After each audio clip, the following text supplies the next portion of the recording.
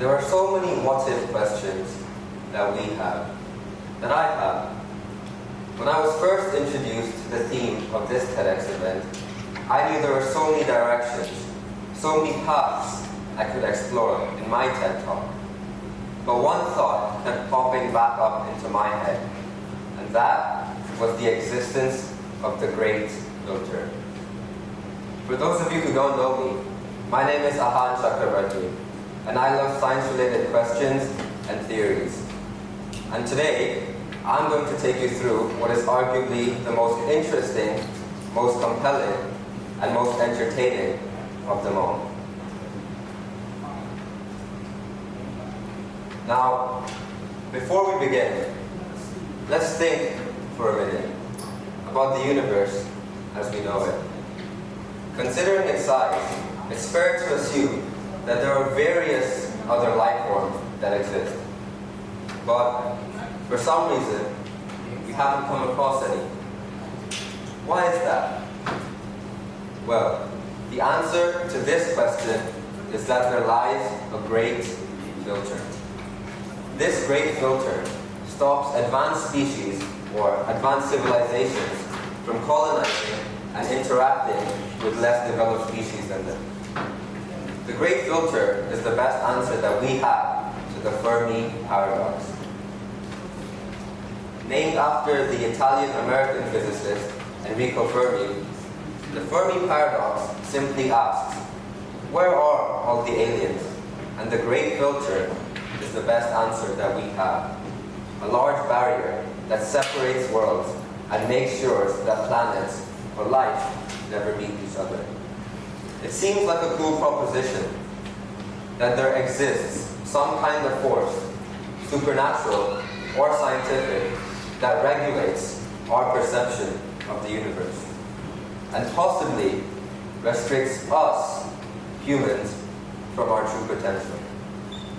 So, what if this great filter did exist? Have we surpassed this barrier? Or have we barely scratched the surface? Now, many believe that we have surpassed this filter, and I can understand why. We sent probes as far as Neptune and robots as far as Mars. To put that into context, that's 4.5 billion kilometers away, or approximately 210,000 times the size of this Great Wall. We can merge elements together to fuel our power plants and combine cells to create new life. Diseases can be cured with a simple shot. Ultimately, scientists have cited our rate of development doubles every 2 years. It's certainly possible that in the past century or so, we crossed this great filter. Perhaps when we sent a man to the moon. Interspace travel could certainly be the key to unlock the rest of the galaxy and the rest of the multiverse. I mean, this very idea that I'm presenting to you right now will be broadcast around the world in a matter of seconds and can be accessed by virtually anyone, virtually anywhere. Or will it? Now, the most feasible explanation for the Fermi paradox is that we're miles away, or light years rather, from progressing to the other side. There isn't enough food, enough land, or enough resources for people on Earth. And even if there was, you can't give people what they deserve and what they need. Battles with the police, the system created to enforce the law and control the population, are rampant. We've all heard the stories of George Floyd, Breonna Taylor, and Ahmaud Arbery. Racial and religious disputes continue to this day. Countries like Syria, Libya, and South Sudan are still reeling from the toll war has taken on them. States like Kosovo and Palestine are still striving to be recognized as official nations to stop the persecution of their citizens. Even in my home country, India, we all know about the Kashmir conflict, a territorial dispute that hasn't been settled for 67 years, and that has resulted in the deaths of over 1,000 politicians and innocent citizens. So, does the Great Filter have a connection to any of these issues?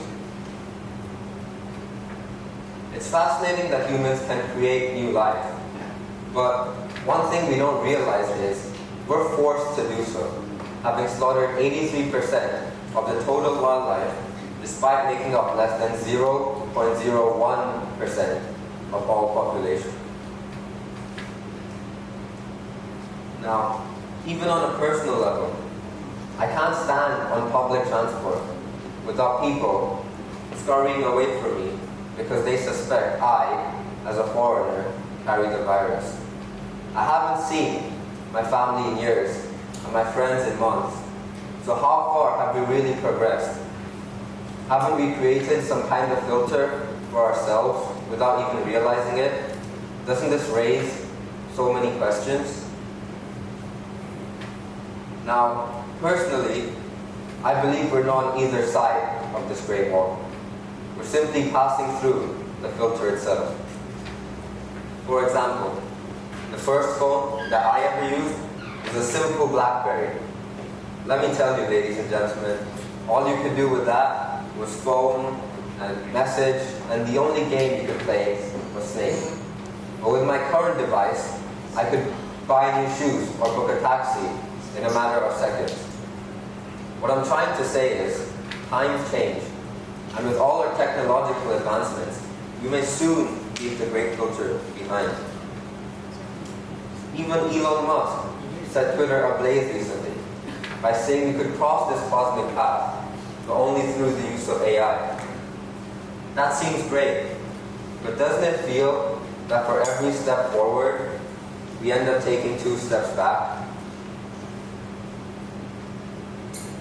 And it may be easy to believe that we've crossed this Great Filter, or that we're very far away. And I think for most of you in the audience, you believe that it doesn't exist at all. But I'm here to present you with the facts and urge you to make a change. We won't teleport across this barrier if everyone stops using plastic straws, for example. But it is a start. And there may have been aliens who walked on the same path we do now, and they may have failed. But I believe we're different. With our current growth, we will surpass this Great Filter. And lastly, to the audience here, I'd like to leave you with one question. Would you like to surpass the Great Filter and venture out into the unknown, into the infinite, and into the beyond?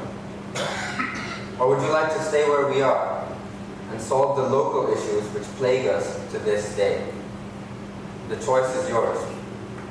Just remember, like any other journey, once you take off from the starting point, you're always bound to cross the finish line.